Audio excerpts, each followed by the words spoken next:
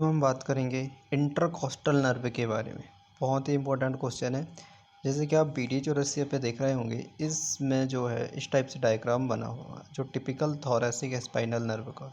तो आपको सबसे पहले इसमें जो है इस डायग्राम की अंडरस्टैंडिंग होना चाहिए। ठीक है, तो इसमें कोर्स एंड ब्रांचेस दी हुई हैं टिपिकल इंटरकोस्टल नर्व की। तब इसके बारे में इसकी ब्रांचेस कोर्स सारा का सारा आप लिख सकते हो। तो पहले तो देखिए टिपिकल नर्व होती क्या है।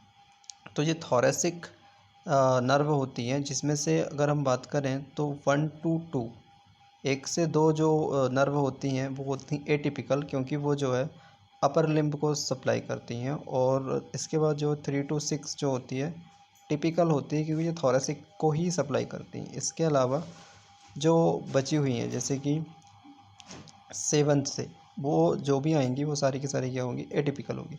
तो हमको सिर्फ 3 to 6 पढ़ना जो टिपिकल नर्व है। तो टिपिकल नर्व में अगर हम एक क्रॉस सेक्शन लें इस थोरैक्स का, ठीक है, तो हमको इस टाइप से दिखाई देगा। तो इसमें से हमको नर्व्स के बारे में पढ़ना है।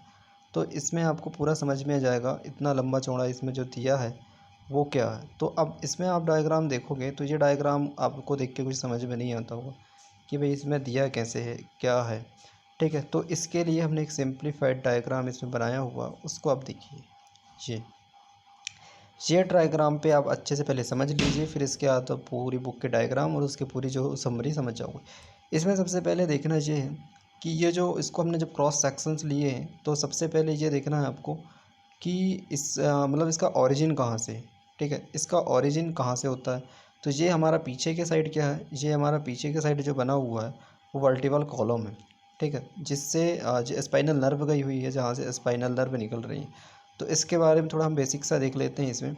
ठीक है, ये देखो, ये उसका है कि नर्व कहाँ से निकल रही है। ठीक है, तो ये हमारा क्या है, वर्टिबल कॉलम है।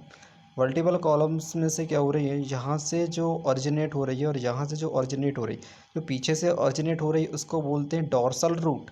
जो आगे से ऑरिजिनेट हो रही है उसको क्या बोलते हैं, वेंट्रल रूट।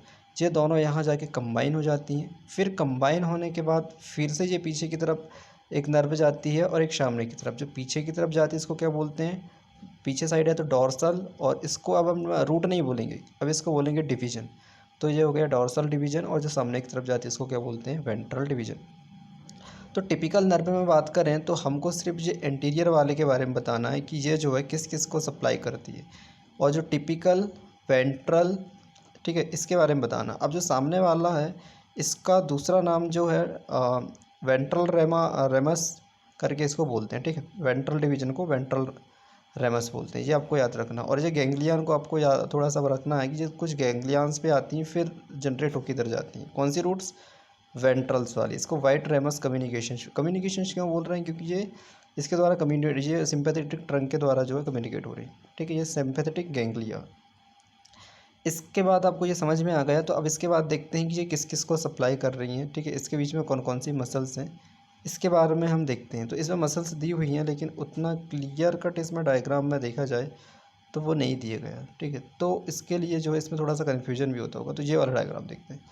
इसमें क्या है कि सबसे आप देखोगे तो बीच में क्या है, इसको हमने जब काटे तो लंग्स होता है। तो ये लंग्स देखो, लंग्स वाला भाग ये है ना। लंग्स के जो सबसे बाहर से देखते हैं, अगर सबसे बाहर देखें तो मसल्स होती है।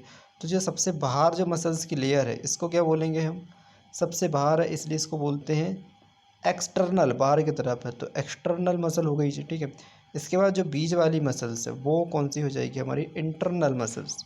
और कोस्टल के बीच में है ना रिप, तो इसको बोलते हैं इंटरकोस्टल। तो बाहर की एक्सटर्नल इंटरकोस्टल और बीच की इंटरनल इंटरकोस्टल, और जो सबसे अंदर होती है वो होती है इनर मोस्ट लेयर, इंटरकोस्टल। ठीक है, अब इसमें सबसे इंपॉर्टेंट चीज़ क्या है, ये देखना है कि जो बाहर की जो लेयर है, ठीक है, ये जो मसल्स है वो यहाँ से ओरिजिनेट होती है लेकिन यहाँ पर आके एंड हो जाती है। ठीक है, और इसके बाद जो है ये जो इसका इंटरनल मेम्ब्रेन के द्वारा जुड़ी रहती है, तो यहाँ आती है। फिर इसके बाद इंटरनल देखेंगे तो इंटरनल यहाँ से जाती है लेकिन यहाँ तक जाके एंड हो जाती है, और इसके बाद किससे कनेक्टेड होती है, इंटरनल मेम्ब्रेन से। इसके बाद जो है ये जो लास्ट में दिख रही है ये ना इधर से कनेक्ट होती है ना इधर से कनेक्ट होती है, इसलिए इसको क्या बोलते हैं, इनर मोस्ट लेयर।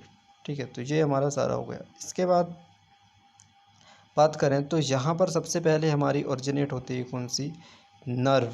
ठीक है। अब ये जो नर्व यहाँ से ओरिजिनेट होगी वो हमारी कहाँ पर जाएगी, सीधे यहाँ से ओरिजिनेट होगी और सीधे जाते हुए ये जो इनर मोस्ट लेयर है, ठीक है, और मसल्स है और जो इंटरनल मसल्स है इसके बीच से जाती हैं। तो यहाँ तीन चीज़ जाती हैं, ठीक है। नर्व तो जा ही रही है, इसके सबसे ऊपर जाती है वेन, फिर आर्टरी और सबसे नीचे जो जाती है वो क्या है, नर्व है। तो ये जो नर्व यहाँ पर जा रही है, तो ये नर्व जो है क्वेश्चन आएगा कि किस किस के बीच में पाई जाती है, तो ये दो मसल्स के बीच में पाई जाती है, इनर मोस्ट और इंटरनल मसल्स के बीच में। इसके बाद जब ये आगे जाएगी ये वाली जो नर्व्स है, तो आगे जाने के बाद जो है, ठीक है, अब यहाँ से ये पियर्स करती है, मतलब चीरते हुए बाहर निकलती है। तो कौन सी मसल्स को पियर्स करती है, क्योंकि इसको तो नहीं करेगी क्योंकि इसकी तो यहाँ मेम्ब्रेन है, तो ये किसको करती है, इंटरनल वाले को करती है, ठीक है। इसके अलावा दूसरा क्वेश्चन यहाँ से ये बन सकता है कि इसके रिलेशन में क्या क्या है, कि आगे और पीछे क्या क्या है। तो अगर क्वेश्चन आएगा कि इस नर्व के रिलेशन पे क्या है, तो नीचे साइड देखोगे आप तो यहाँ पर क्या एक्सटर्नल की मेम्ब्रेन है और इंटरनल की मसल्स है, और इसके इधर साइड देखेंगे तो ये वाली इनर मोस्ट लेयर तो इसमें ही नहीं है। तो यहाँ पर इसको बोलते हैं हम क्या, इसको बोलते हैं इंडोथोरेसिक फेसिया। तो ये पूरा का पूरा क्या, देखो ये लंग्स है, लंग्स का ये क्या है, प्लूरा है, और ये पैराइटल प्लूरा है और अंदर का विसरल प्लूरा। तो ये हमारा जो बाहर का है पैराइटल प्लूरा, इसके बाहर जो फैला हुआ है ये क्या है, इंडोथोरेसिक फेशिया। तो इंडो एक तरफ इंडोथोरेसिक फेशिया और दूसरी तरफ जो इंटरनल मसल्स, ऊपर भी देखेंगे तो ये नर्व के नीचे तरफ क्या है, इंडोथोरेसिक फेशिया, और ऊपर की तरफ मेम्ब्रेन है, और सबसे ऊपर देखेंगे तो एक्सटर्नल मसल्स, ठीक है। ये इतनी सारी चीज़ आपको याद रखना। अब इसके बाद देखो ये जो है यहाँ से पियर्स करेगी, और पियर्स करने के बाद मसल्स को सप्लाई करते हुए बाहर स्किन को सप्लाई करती है। तो स्किन को सप्लाई करने के कारण इसको क्या बोलते हैं हम, क्यूटेनियस ब्रांच बोलते हैं, ठीक है। क्यूटेनियस क्यों, क्योंकि ये स्किन को क्या कर रही है, सप्लाई कर रही है ये वाली नर्व। तो इंटीरियर बोलते हैं क्योंकि सामने की तरफ है, इसलिए इंटीरियर क्यूटेनियस ब्रांच हो गई।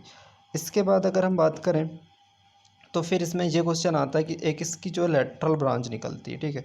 ये लेटरल ब्रांच जो है बीच से दोनों मसल को क्रॉस करके निकलती है, जो बाहर की ओर रहती है, ठीक है। तो ये भी हमारी क्या है, ये भी हमारी स्किन को सप्लाई करेगी, ठीक है। तो ये जो क्यूटेनियस ब्रांच होगी लेटरल क्यूटेनियस ब्रांच कहलाएगी।